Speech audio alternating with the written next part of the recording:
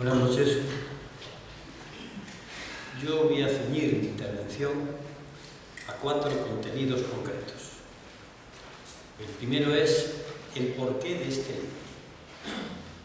El segundo es el porqué de este título. El tercero es un comentario breve sobre los contenidos. Y el cuarto aspecto es los elementos para un combate futuro. El porqué de este libro. Obviamente, hay una parte de gratificación personal cuando uno sabe que lo que ha escrito va a salir, se va a editar. Es una especie de satisfacción del ego que todo el mundo tiene cuando su obra se ve impresa. Pero es solamente una parte. Hay otra mucho más importante. Desde hace 4 años estamos asistiendo a un debate tremendo. Basta leer las editoriales de los periódicos, las tertulias, algún debate político sobre los momentos que está viviendo la democracia, que está siendo raptada por el mercado. La crisis económica, la no construcción europea, los problemas sociales de fondo, gravísimos problemas fiscales y sobre todo algo impresionante, no se sabe a dónde vamos. No se sabe. Yo creo que todos los días los gobernantes se despiertan dando gracias a sus creencias y esperando que al día siguiente la cosa continúe, porque no saben si va a continuar. Ya hay de hecho economistas muy sesudos que han tenido la visión de futuro que plantean que si esto no cambia, no tenemos nada más que lo siguiente, o el caos o la catástrofe. Claro, para mucha gente parece que esto es nuevo, que esto ha surgido con la crisis de 2007. Sin embargo, comentando con el editor, veíamos que este debate ya ha tenido lugar hace muchos años, 20 años. Todo lo que está pasando ahora tuvo su génesis, tuvo su debate, hurtado muchas veces a la población, hurtado desde los medios de comunicación, hurtado desde la frivolidad política de quienes entendían que aquel debate era una posición de izquierdismo casi fraudulento. Me refiero a la construcción de la Unión Europea. Y la posición que tuvimos, y yo como representante máximo en el Congreso en ese momento de mi fuerza política, cuando la moneda única. Porque aquella posición nuestra, que después se ha visto que era bastante correcta, no era mi posición. Era la posición de muchos hombres y mujeres que trabajaron durante muchos años. Era la posición de hombres y mujeres de Izquierda Unida y del Partido Comunista que se entregaron a una de las cosas más revolucionarias que yo conozco, el estudiar, el saber. Si no hay estudio, la humanidad no avanza. Y permitidme, camaradas, si no hay estudio, no hay revolución. Estos hombres y mujeres que en el año 89, durante 5 días, se encerraron a debatir sobre la construcción de un discurso europeo que está vivo. La creación del concepto de espacio económica y socialmente integrado es de aquella época, y el discurso ha resistido el tiempo. Por tanto, el libro es un homenaje a estos compañeros y compañeras mías que durante tantos años se enfrentaron al qué dirán de los medios de comunicación y de la mal llamada, pero a veces bien llamada, clase política, basada simplemente en tópicos, en lugares comunes y en continuar las instrucciones que le venían dadas desde los centros europeos. Tanto en este libro se reflejan los combates de una época, pero que no pasaron, que están presentes hoy en día. Quien quiera entender lo que está pasando tiene que volver a estudiar otra vez qué pasó con Maastricht, con Ámsterdam, con Niza, con el Tratado de Lisboa, qué pasó con el fin de la Unión Soviética, qué pasó con la renovación de la OTAN. Y esto me lleva al título: Combates de este tiempo. La palabra combate, contrariamente a lo que se puede pensar, no hace exclusivamente relación al enfrentamiento físico y a la guerra. La palabra combate expresa algo muy importante que está en nuestros místicos, el combate interior, la lucha intelectual, la lucha de pensamiento. Hoy, cuando no hay valores, hoy cuando no hay pasiones, en todo caso hay indisposiciones, pero no hay pasiones. Hoy, cuando no hay ideas que abrazan la mente y el corazón e invitan a debatir con los otros en torno a los problemas reales, hablar de combate es recobrar algo fundamental de la esencia humana, la pasión por conocer, por debatir, por crear. Porque también en política se crea, también hay creación. ¿Y por qué combate? No solamente porque el ejercicio de la intelectualidad, y cuando hablo de intelectuales no estoy hablando solamente de los que han estudiado en una universidad. Cualquier trabajador manual puede ser un intelectual, a condición de que tenga el mínimo de curiosidad por lo que está pasando a su alrededor.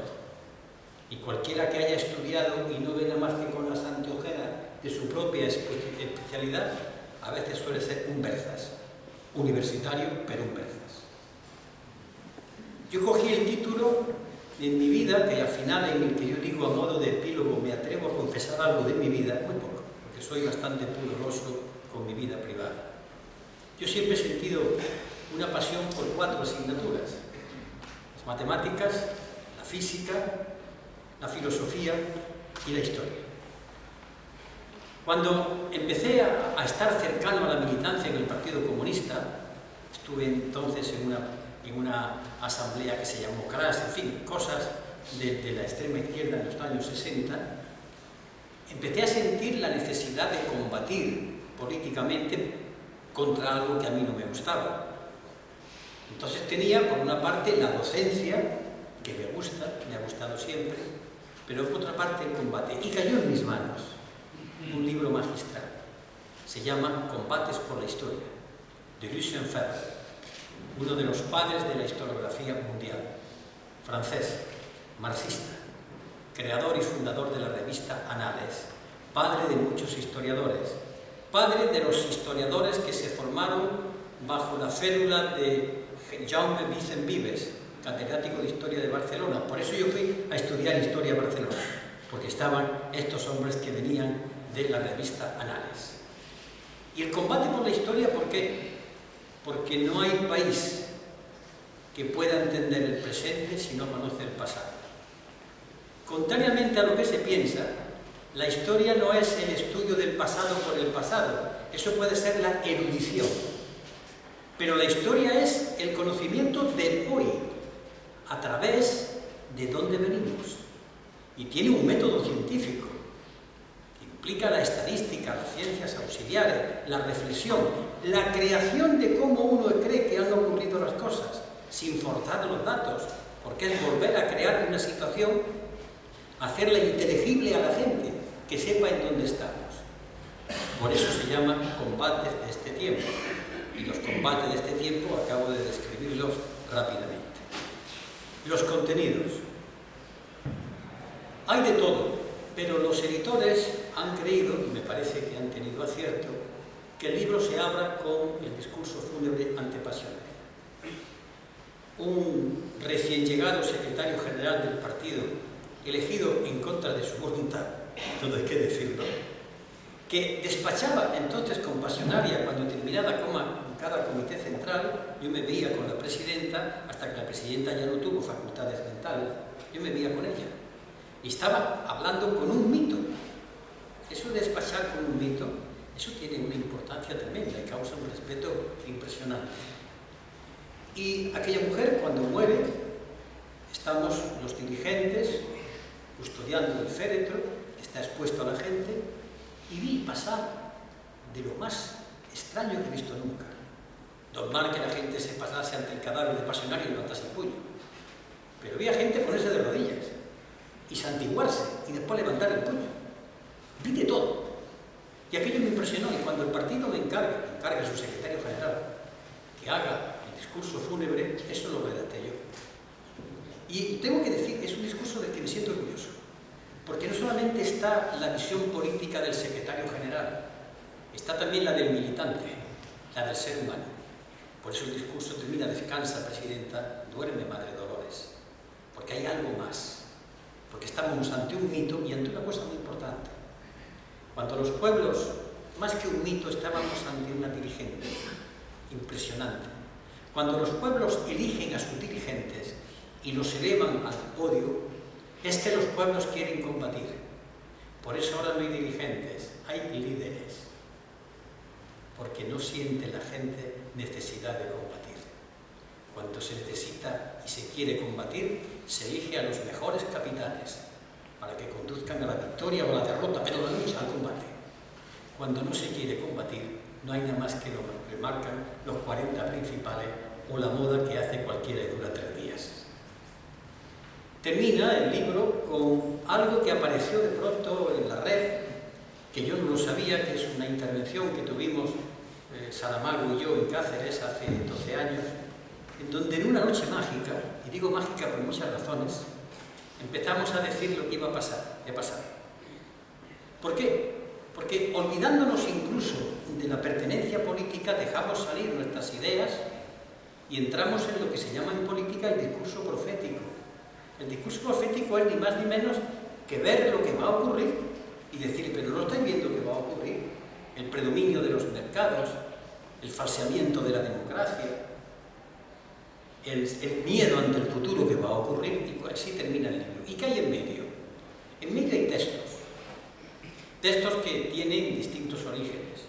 Hay alguno que otro que ya se publicó en aquello de textos y discursos del alcalde de Córdoba, pero que tienen una actualidad, creo que muy, muy importante. Hay, por ejemplo, intervenciones parlamentarias en torno a Maastricht. Era la opinión de Izquierda Unida dada por mí en el debate de Maastricht, y ya se habla de estas cosas que están apareciendo.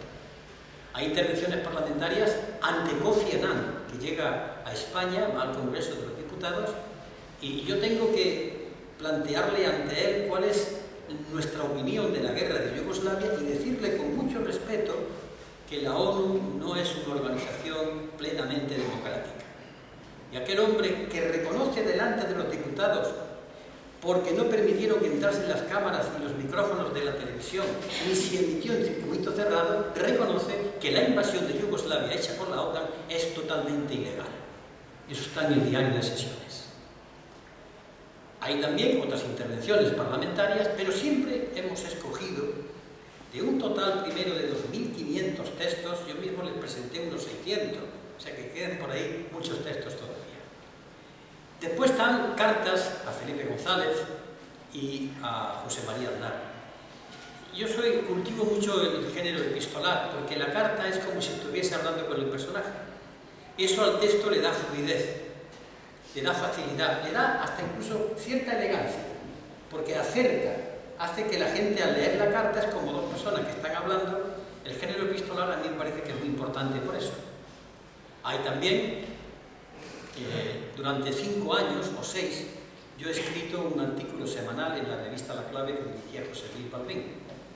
Cada día, cada semana me daban el tema y escribíamos 3 autores, Pablo Castellanos, Manuel Pimentel y yo, sobre el tema que nos daba. Era muy breve. Ahí hay escritos sobre Adolfo Suárez, su situación, la muerte de Arafat, la muerte de Milosevic y la muerte de Saddam Hussein. Hay artículos que están recogidos del diario El Economista, en el cual llevo ya prácticamente escribiendo hace 5 años, donde aparece un artículo semanal mío sobre cuestiones económicas. Ahí hemos recogido los análisis, más que análisis, porque son 2.065 caracteres, las opiniones a vuela pluma que uno está dando sobre cuestiones de tipo económico. Hay también, en toda esta larga exposición, documentos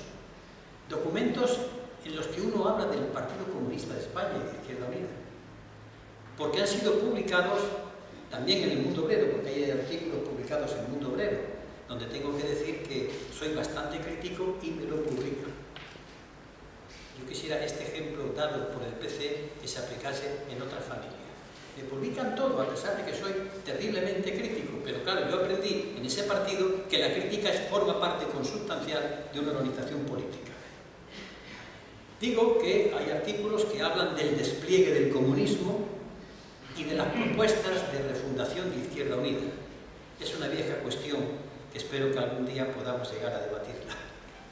Estamos en un momento en que volver a repensar muchas cosas, pero no para abandonar la vieja utopía, sino para mejorar el instrumento para que la utopía sea posible. Yo aprendí en el partido en el que sigo militando, y espero militar hasta mis últimos días, que los partidos son instrumentos, herramientas, no pueden ser iglesias, herramientas en torno a un fin.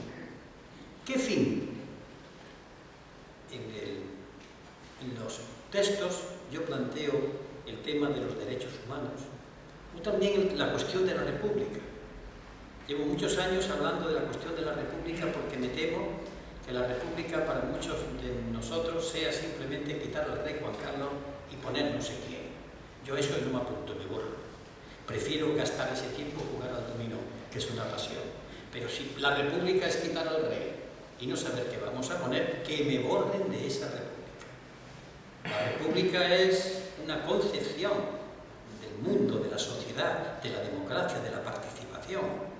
Son unos valores que vienen desde la antigüedad y que cristalizan en la Revolución Francesa y se desarrollan durante todo lo que se llama el republicanismo español. Es algo muy serio, profundamente serio. No puede ser solamente una cuestión antimonárquica.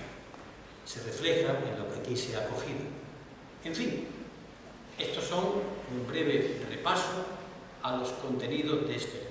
Y por último, lo que son las guías, los elementos para el combate.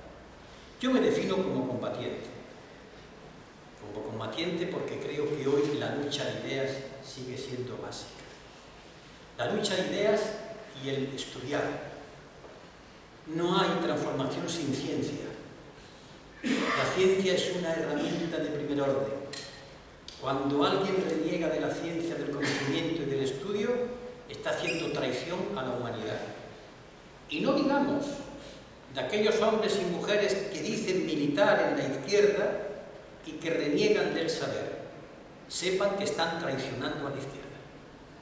Aprendan de aquellos dirigentes obreros que se venían de las casas del pueblo, de los ateneos libertarios, aquellos hombres que iban predicando su doctrina a los jornaleros, que sin revolución mental no hay revolución, simplemente protesta, grito y decibelios, pero al final humo, nada, vacío, palabras altisonantes. ¿Cuáles son, por tanto, las herramientas del combate de hoy? Aquí se plantean, atraviesan todo el libro. ¿Cuál es el ideal que le podemos proponer hoy a la gente? No lo busquemos en nombre de ningún ismo. Nuestros ismos no son ni más ni menos que las concepciones filosóficas que nos impulsan a todos por luchar por un mundo mejor. ¿Y eso dónde está escrito? Existe ese documento. Es la solemne Declaración de Derechos Humanos de las Naciones Unidas. Ya me diría yo con un canto en los dientes, con que hubiese trabajo para todos, que el hombre y la mujer fueran exactamente iguales a la hora del trabajo y en todas las cuestiones, que hubiese educación para todos, salud para todos, los derechos humanos, 30 artículos. Ese es el programa. Y yo, que soy comunista, no tengo que sacar del comunismo, no. El programa se llama la solemne declaración y yo, como comunista, estoy obligado a luchar por él. Esto es. Pero luchar por eso supone entrar en el gran combate intelectual de hoy. Y da miedo decirlo, y con ello termino. Quien quiera enfrentarse a la tarea de que los derechos humanos alguna vez se implanten para los 7.000 millones de habitantes de este planeta, no solamente para España, o para Andalucía, o para la Unión Europea, no, para los 7.000 millones de habitantes del planeta, debe saber que tiene que afrontar una lucha contra el medio ambiente social tremenda, porque hay dos ideas claras. Una, la economía, que es una ciencia, sin duda alguna, no es una ciencia de fines, es una ciencia instrumental, que está al servicio de la decisión de los pueblos. La economía no marca un objetivo, a la economía se le marca. Por tanto, el mercado, la competitividad y el crecimiento sostenido medido a través del Producto Interior Bruto, sin saber para qué se construye, para qué se hace, eso hay que negarlo y decirle a los economistas: ustedes están al servicio y a las órdenes de lo que diga la sociedad. Esto es muy duro, porque incluso en las organizaciones obreras ha calado el mensaje de la derecha, y así nos encontramos que un ciudadano trabajador o asalariado por la mañana está con el sindicato, se llama de izquierdas, por la tarde vota a la derecha y por la noche ve un programa de alienación consumista. Tiene rota su personalidad. No hay una persona, hay tres. Hasta que no recomponga la unidad de su persona, no hay ninguna solución. Este es el primer combate intelectual. Cuando uno oye hablar a organizaciones de izquierda, no, es que hay que ser competitivos. Digo, este desgraciado ya está vencido, ya está derrotado. Aunque me levante el puño, no sirve para nada, hará músculo, pero no desarrolla la capacidad de combate. Y la otra idea, la economía, que es una ciencia, está al servicio de salvar a este planeta. Es decir, el crecimiento sostenido medido a través del PIB, de producción, tiene que ser refrenado. Y a la economía hay que decirle que por ahí no se puede ir y no se va. Y ustedes, economistas, con las instrucciones que se le den, con las directrices que se le den, elaboran con su ciencia los mecanismos que hacen posible que el planeta Tierra se salve. Esto significa chocar contra todo lo que hay, contra los demás, contra la Unión Europea, contra los sacrosantos padres que hablan y pontifican en los congresos de los diputados, en las tertulias, pero ese es el combate. Esa es la principal negación. Sin esa negación no hay avance posible, lo cual significa concebir otra manera de entender la economía desde la práctica, pero significa el combate fundamental. Pues bien, si yo modestamente con estas reflexiones he conseguido que esto pueda entenderse, ya me doy por satisfecho. Porque en definitiva, en política, como en arte, si no hay comunicación, ni existe la política ni existe el arte. Si cogen ustedes a la Mona Lisa y la llevan al centro de la galaxia, eso no vale nada. La Mona Lisa vale en la medida que hay seres humanos que captan su belleza. De la misma manera que ante una gran escultura, ante el David de Miguel Ángel, es una belleza porque hay gente que lo ve. Pero si no existiera seres humanos, el David de Miguel Ángel sería un trozo de mármol. Pues en política ocurre igual. El proyecto político, al servicio de la causa de la humanidad, en estos combates, si no se comunica, si no se transmite, si no hay receptividad, interactividad, no existe. Esto es lo que yo he pretendido con esto. Y nada más, y perdonen ustedes la larguísima disertación porque pensaba hablar menos.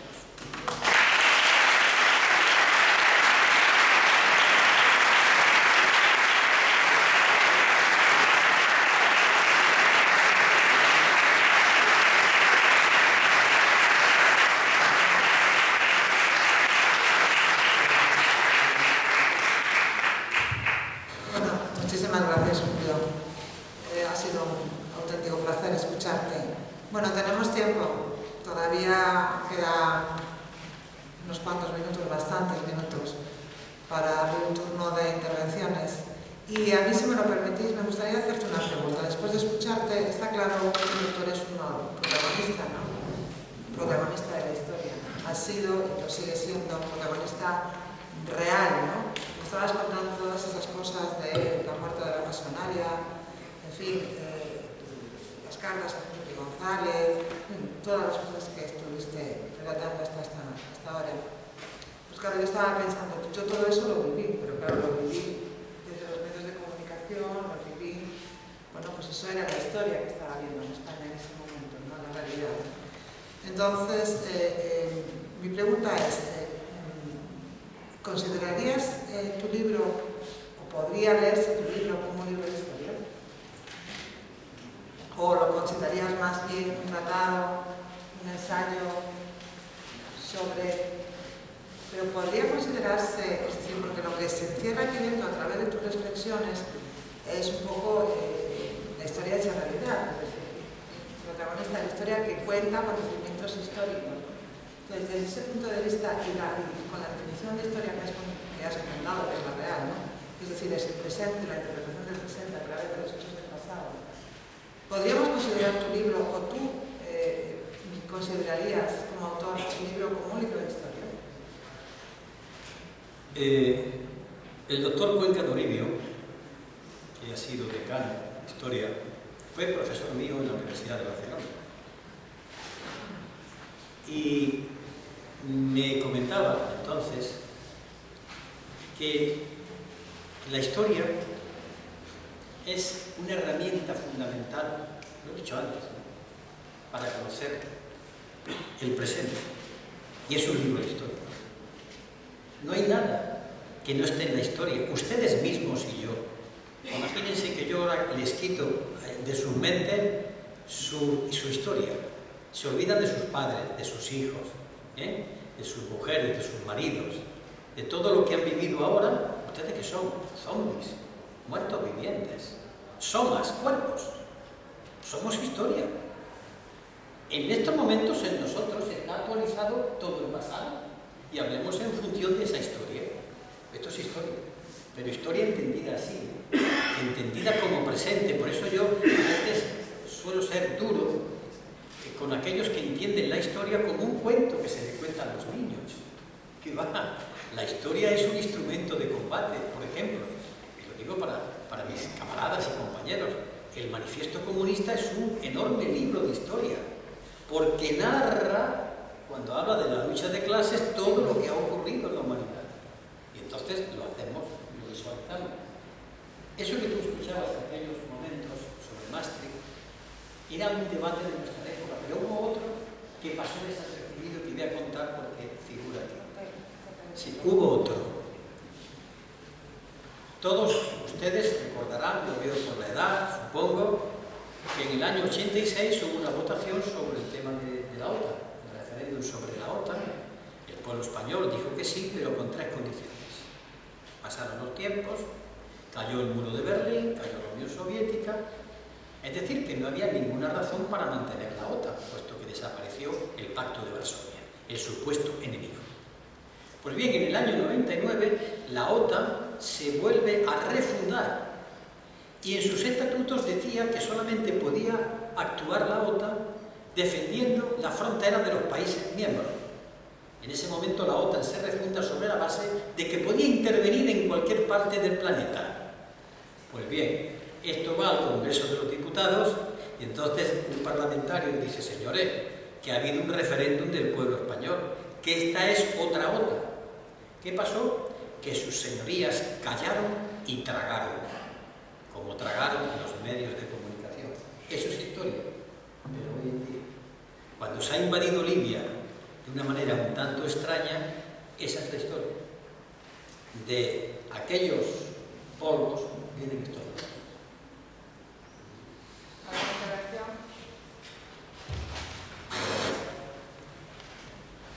¿No?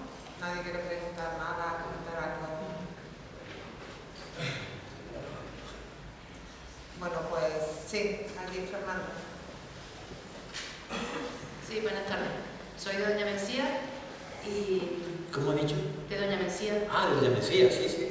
Sí. Y vengo expresamente a la presentación del libro. No sé si me defraudará. Lo que sí tengo claro es que antes de venir estaba bastante perdida, pero creo que con gente como usted se podía retomar el futuro. Gracias.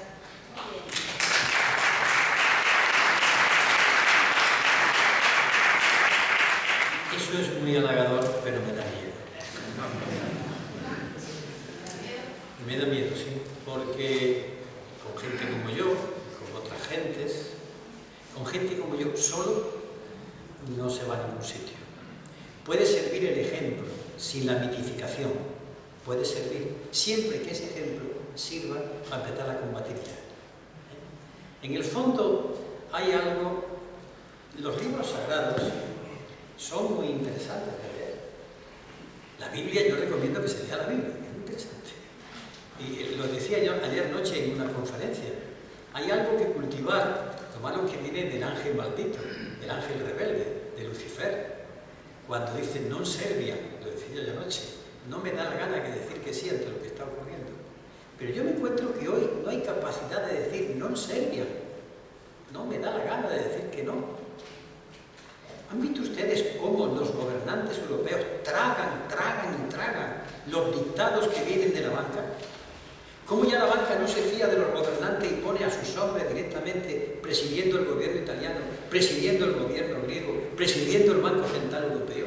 Como yo explicaba anoche que el Fondo Monetario Internacional, cómo el Banco Mundial está ocupado ya por los funcionarios de la gran banca. Esto Noam Chomsky le ha llamado el Senado virtual. Ya no nos gobiernan los políticos elegidos. Estos son simplemente capataces de tercera fila. A mí cuando estaban los periódicos diciendo ¿qué va a hacer Rajoy? Pero pobre gente, si ya lo sabemos lo que va a hacer. Lo que me han mandado, lo que ha dicho la señora Merkel, lo que ya está. El guión está escrito. Rebelarse contra eso. Es lo que yo recomiendo. Y aún metido en Doña Mencía, desde cualquier último no, empezar a trabajar, a tejer, pobremente si hace falta, humildemente, a tejer el cañamazo de una alternativa. Desde el no aceptar lo que hay. No me sé decir otra cosa. ¿Alguien más? Sí. Bueno, Espérate que te van a dar... La acústica de la sala es malísima, ¿sabes? Es muy bonita. Sí. Hola, Julio, ¿cómo eras? Ayer te escuché, también allí en la Facultad de Ciencias del Trabajo, y me gustó mucho escucharte cuando dijiste que el problema de los políticos no es que sean buenos y malos, sino que toman el camino que ya está marcado y no se separan de él, ¿no? Un político que llega al poder, ¿cómo se podría quitar actualmente de ese camino? Voy a tener que hablar desde el ejemplo. Cuando yo he sido 1, 2, 3 veces candidato a la presidencia del gobierno, y cuando preparábamos las intervenciones, yo he tenido auténticos debates con los medios de comunicación porque quería visualizar todo lo que pasaba entonces. Señora Anita, esas ideas que usted acaba de exponer, yo siempre he dicho que yo en economía soy intervencionista, soy ateo en cuanto al mercado, pero lo he dicho siempre. Y creo que la economía hay que darle orientaciones. Siempre lo he dicho, no lo niego. Con esas ideas, señora Anguita, ¿cómo va usted a llegar a la presidencia del gobierno? Y si usted llega, ¿cómo va a hacerla? Digo, aquí está el fundamento. Si yo digo en mis intervenciones públicas y mi fuerza política que nosotros somos partidarios de nacionalizar la banca y crear una banca pública, que somos partidarios de una reforma fiscal en profundidad y que paguen lo que tienen que pagar, y que somos partidarios del salario diferido, del salario indirecto, si lo explicamos durante mucho tiempo y la gente nos vota, pues claro que lo podemos hacer. Lo que yo no puedo es decir que voy a hacer una serie de cosas y cuando llego a la Moncloa, automáticamente cambiar de discurso. Porque las condiciones de las campañas y del lenguaje político, cuando el político se dirige a la gente, tiene que ser extremadamente claro. Claro, no faltan nunca los compañeros y compañeras de los medios de comunicación que dicen no, eso no se puede decir, eso hay que decirlo, guste o no le guste a una parte del pueblo. Ese lenguaje del político, yo gobierno para todos, eso es mentira, es un fraude, es una trampa, es una follería, es propio de felones, por utilizar una palabra un tanto arcaica pero que queda muy bien. El político tiene que ser claro y explicar por qué. ¿Qué ha ocurrido? Pues que el señor Rajoy ya está conducido. Yo mismo decía anoche, ahora mismo me cogen a mí, no sé por qué misterio, y me ponen en la Moncloa, sin que la gente sepa lo que yo pienso, automáticamente o dimito o tengo que hacer lo que va a hacer Rajoy. No es un problema de buenas y buenas personas, si yo lanzo esta advertencia. Cuando yo voy por la calle y me abordan mucho, incluso me molestan a la hora de estar jugando al dominó, que quiero estar tranquilo en la calle. Pues, bueno, señora Quita, esto el hijo de su madre, no, ay, cuando un pueblo empieza a criticar diciendo que este es un sinvergüenza, un hijo de su madre, ese pueblo está ya dominado.